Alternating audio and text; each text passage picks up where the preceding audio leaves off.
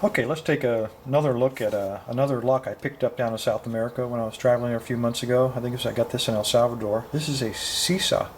It's a 5-pin lock, as you can see. Here's the key, if you can make that out.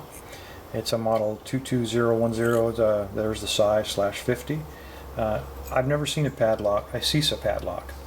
I have a lot of Euro cylinders in my collection manufactured by CISA, and they're usually pretty high quality, and I suspect this one is as well.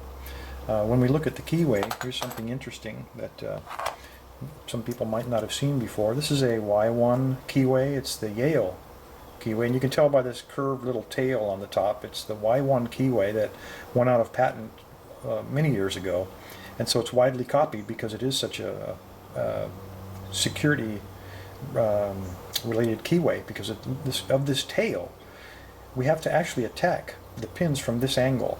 So if they're low set pins, we can pop them in from this angle, but if they're high set pins, that's when it starts to get hard, and these are notorious for having high set pins. So you actually have to take your pick and work kind of around that corner to get it in place. So that's the difficulty in working with this particular type of keyway. So let's see how we might go about doing that. Anyway, it does work. Let's see what we got here. It's brand new. A little bit clumsy. I'm trying to work around the camera here.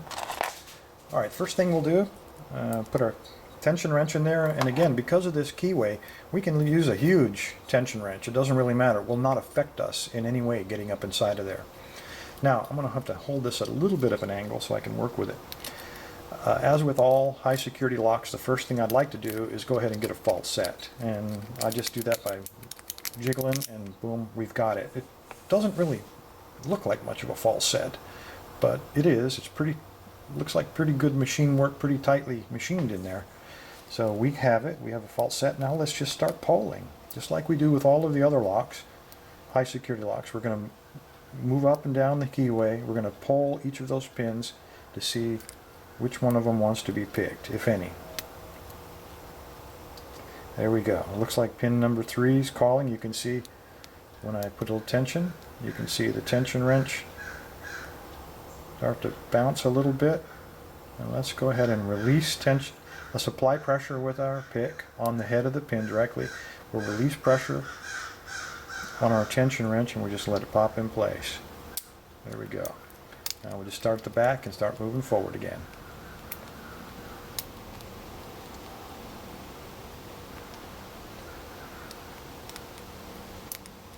And let's see, I must have missed one. This keyway is not so easy to work inside of. I think I just dropped one. Yeah, okay, well we got a fault set again. So let's try it again. Now Yale's, I don't know why, but it seems like a large number of them, this first pin, this one is the one that's talking to us. These first pins for some reason seem to be set real high. So I'd rather it's that one than one of the others. Okay, he is giving us some feedback. You can see a little bit there. If I can just balance in there and work around the corner, balance the pick on the tip of that pin, we can pop it. But before I want to get a good grip on it before I start releasing tension, so I don't drop all the pins again. There we go. Well, all right. That was easy.